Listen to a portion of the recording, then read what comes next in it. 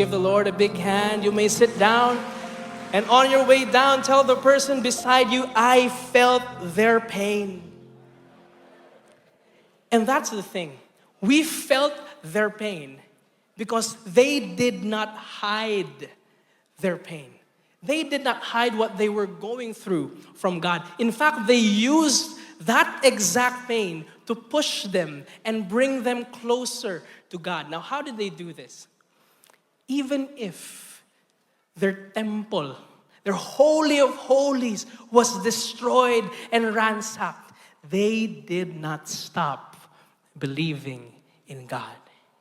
Even if they were going through the most difficult time in their life, they did not stop praying. In fact, the psalm that we just read and the other 150 collection of psalms became their portable temple. Everybody say portable temple.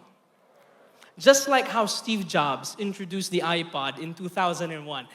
Before, you need to bring your cassettes and your CDs just to bring your favorite songs and your albums. But then Steve Jobs came with the iPod. 1,000 songs directly in your pocket. Just like that, a temple in your pocket. And here's the thing. Psalms, 1/3 of the Psalms are actually laments. Everybody say laments. So what are laments?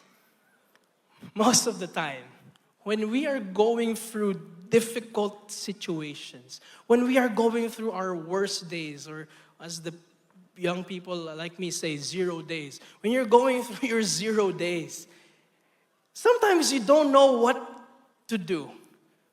We either try to hide our negative emotions from God, or we bottle it up, or we go to other things, smoking, drinking, doom scrolling, stress eating. We go to other things instead of bringing it to God. Now, is it possible for a world where our pain and our faith can coexist? Is there a world where it's possible that while we're going through the most difficult part of our life, we can still pray, we can still have faith, we can still believe in God?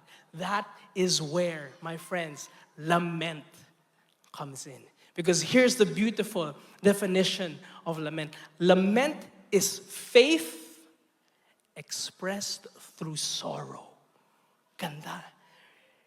Lament is faith expressed through sorrow. Because here's the thing. Tell the person beside you, here's the truth. God doesn't want to hear your held back prayers. God doesn't want to hear your toned down prayers. God doesn't want to hear your tamed down prayers. God wants to heal your real prayers. God wants to hear your shouting prayers. God wants to hear your angry prayers. God wants to hear your hair pulling, mumbling, ugly crying prayers.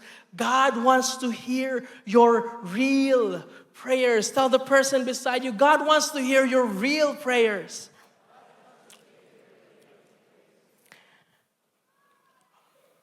Are you going through, my friends, some sort of exile in your life right now? Maybe you're going through disappointments, frustrations in your office, in your home, in your relationships, in your school, in your friends.